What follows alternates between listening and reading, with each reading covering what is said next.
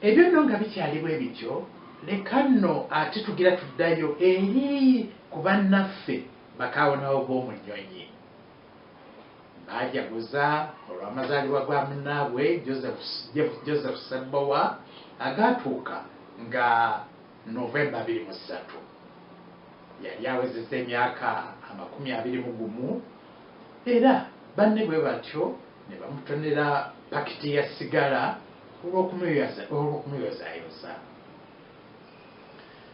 Mu kiseera ekyo kyekimu abavubuka Katumba n'Eddamulira baali bafaafalibwa n'omulimu ogw'okupangulula essimu okuva mu nnyonyi.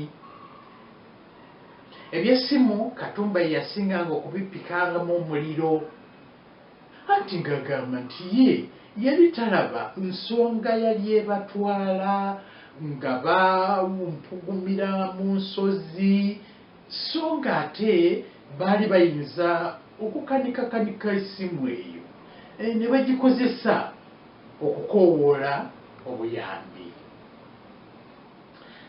Abo abaali batakkiriza nti essimu eyo yali eyinza okukanikibwa n'ekola bo bino byonna baali babissizza kasiiso ng'essimu ne byonna ebigigenderako bimaze okupangululwa okuva mu nnyonyi. Abavubuka abalamazi Katumba, Waswa n'Eddamulira beetegekera olugendo oludda eri ku kyensuti ky'ennyonyi gye baali balese batule ziri. Baali bakuweekerwako munnaabwe Pawulo Ddiba era alabika okuba nti yali asukkulumyeko ku banne mu kumanya ebyakozesa ebyuma by'amasannyalaze. Katumba, Waswa, Ddamulira n'Eddiba bwe bamala okubulirayo olwo bano bannaabwe 13 abaali basigadde ne basigala mu maddu n'essuubi eby'ekitalo.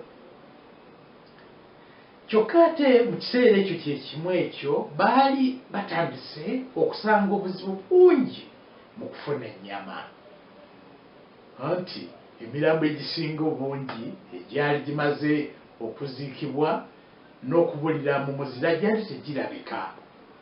Omuzira gwali gukutte ne guguma ng'olwazi.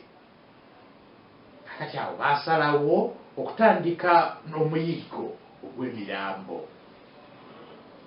nga bwe bagenda bayiikuula ebinnya mu muzira buli bwe baasuubiranga okuba omulambo. Bamalira ddala ebbanga ddene nga basiitaana, oluusi nga baba bamukisa ne bakwasa ate oluusi nga omuyiggo gugwa butaka.